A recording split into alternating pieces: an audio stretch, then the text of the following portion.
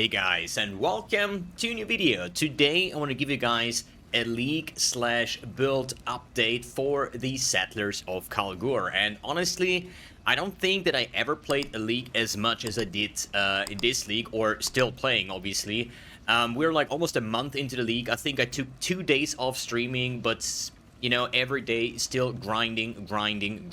I've finally started to work on my challenges. I think I had like 20 done without even checking what the challenges are. Yesterday we started to do some challenges, and now it's basically a few grinds left, you know, some T17, some Uber bosses, and so on and so forth. And since the last build already hit level 100, the Poison Herald of Thunder, which I really enjoyed, I decided that I want to do my first like real end game build. And if you remember, even before the League started, I already said I want to play a Wander because the new changed a Kinetic Bolt over here, which has this baked in increase in reductions to spell damage, also applies to attack damage from skills at 200% of their value, which is basically the Battle Mage's Cry kind of like thing. I mean, Wanders did actually have this on the tree already on the Mastery, where it says that the increase in reductions to spell damage also apply to attack damage. Then you have Battle Mage's Cry with up to 150, but now it's basically baked in with 200%, so increasing your spell damage also increases your attack damage. So that's why I knew I kind of want to play the Wander. Then, when what it turned out is the Haunted weapon modifier is super fun to play. We're talking about like Headhunter levels of fun. What am I talking about? The enchant that I cannot show because I don't have it, but thing is, you've probably seen these Haunted modifiers already. I think I even used it on my Death Oath character, I'm not really sure anymore. But these enchants are very expensive. We're talking about 125 divines per enchant, and I actually want to use 2 of those. So these power runes, they're going up in price every single day, where now it's 6 divines per piece, or 6.5 almost, right? And you need like 13 of those. So here we talk about like 75, 80 divines just for power runes, and I think you need like 33 of these time runes, and so we're talking over 100 divines for this enchant. But what does it basically do is it gives you increased, it's like Onslaught, right? Just a better version. You get movement speed, you get damage, you get attack and cast speed, right?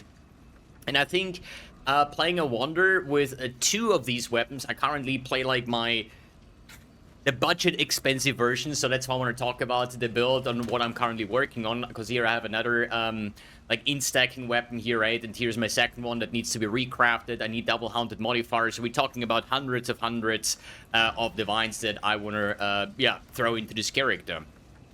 And yeah, so basically since I wanted to do like my first real endgame build, I kind of wanted to do this like Wander, but I wasn't sure if it's going to be a strength stacker, is it going to be an accuracy stacker, or something else that I like to stack, because stat stacking characters are not only the most expensive characters in this game, but also I think the most fun and the strongest builds once built up properly. But here we talk about multiple mirrors.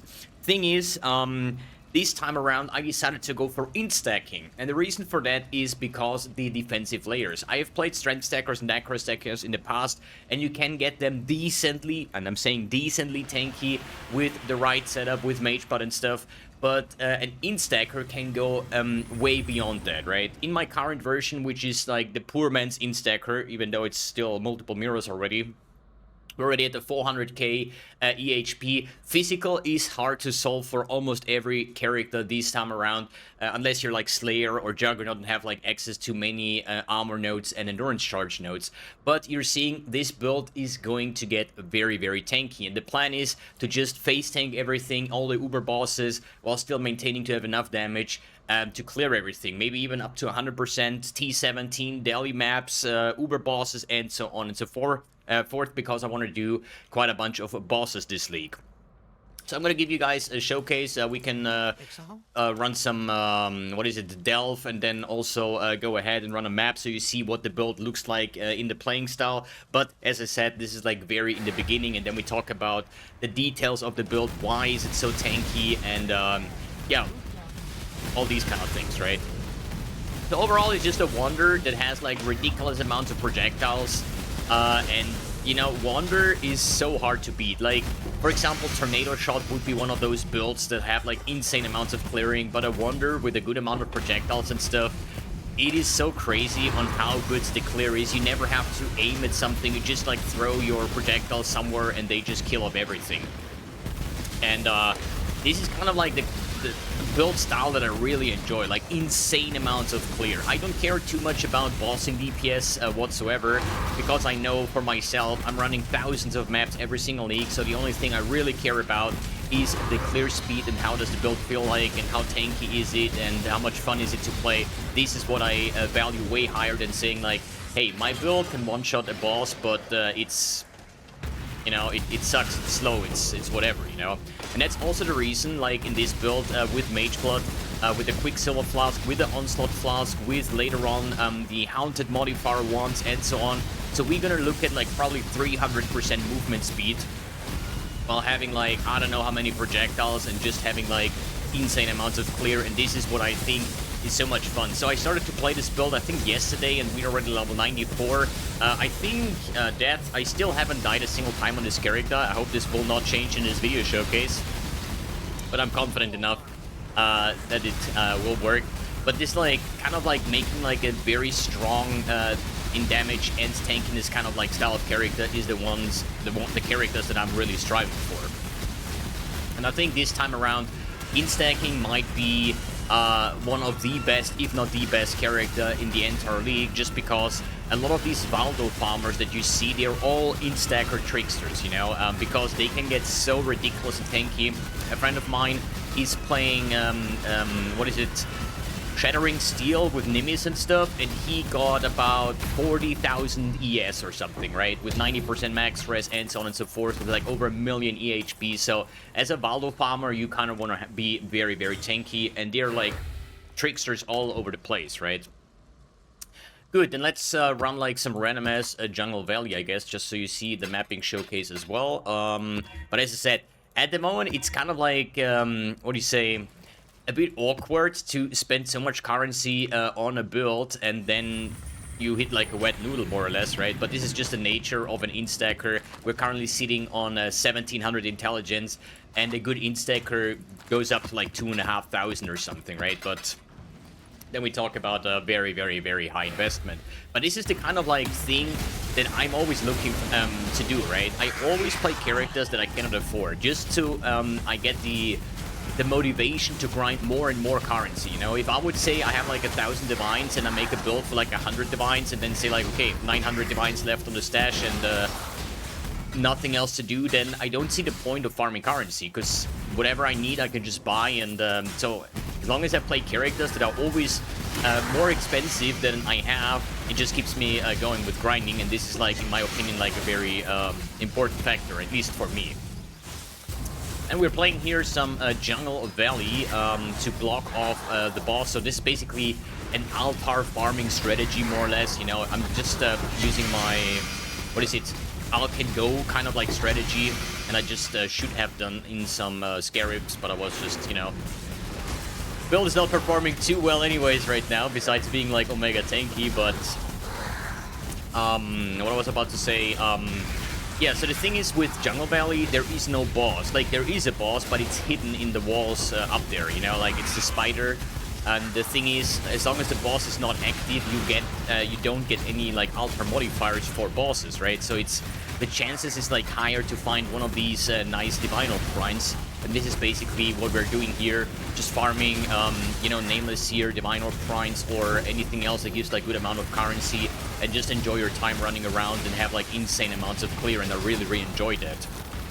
But this is not really, what do you say, the goal for the build. Like, it's not about farming T16s out can go, it's more of farming T17s and Uber bosses, right? But as of right now, I'm just trying to chill a little bit more, like, just having fun playing the game, and then when I get like more currency, I'm gonna start investing more and more and more, and then we're gonna do some T17 grinds, some bosses, maybe some other grinds that I'm not sure yet what I'm gonna do, maybe like 100 times of each boss, and then go from there basically. But from the Int Stacking point of view, I think it's just like so much fun to just, you know, have a very tanky character, insane amount of clear, and the feels good thing, you know, get immune to like chaos, get immune to bleed, all the ailments, you know, whatever there is, you just make a character that is just defeating all of these kind of like modifiers.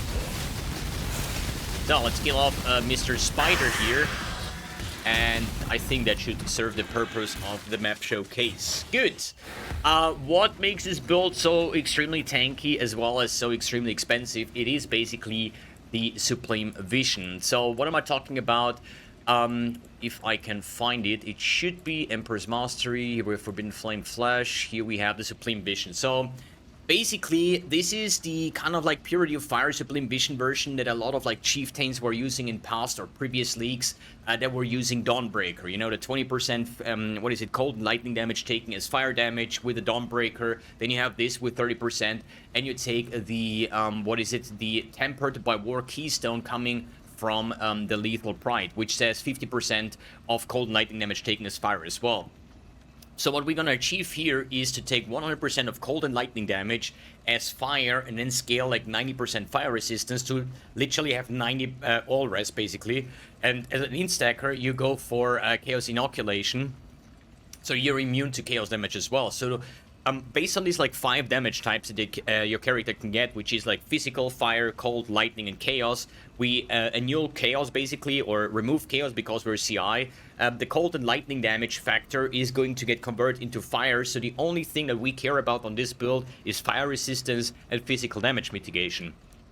And with the Purity of Fire plus the Ruby Flask, don't forget about this like 3% life recover per second, because I thought I'm gonna do some Zealot's Oath tech, but you know, didn't had the points too, and I think it's not like worth it to go that route, so forget about this Flask suffix. But the thing is, with Purity of Fire and the Ruby Flask, you get yourself to a 90% fire resistance. As I said, you don't care about your cold and lightning, and we're immune to chaos as well. So these 3 are just like not existing, which is also very good with its conversion, because penetration, like lightning penetration, we never get any lightning damage. So all of these kind of things are completely pointless, and our build is kind of like immune to that, right?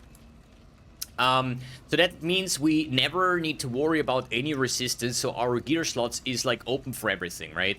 My gear is a mix of like super high-end game stuff and super budget stuff, right? For example, the gloves, the boots, the helmet, they are basically 3-4 divines a piece, and then you have things like the Simplex amulet here, which is like a 300 divines amulet, right? Then you have an Aether's Reflection, because I did not have the currency yet to get my second wand going, and these wands, they go for about 100 divines just a base, because the imbued wand is the highest attack speed wand, the best wand for a wander, and getting this with the lightning damage per intelligence is like 100 divines for the base.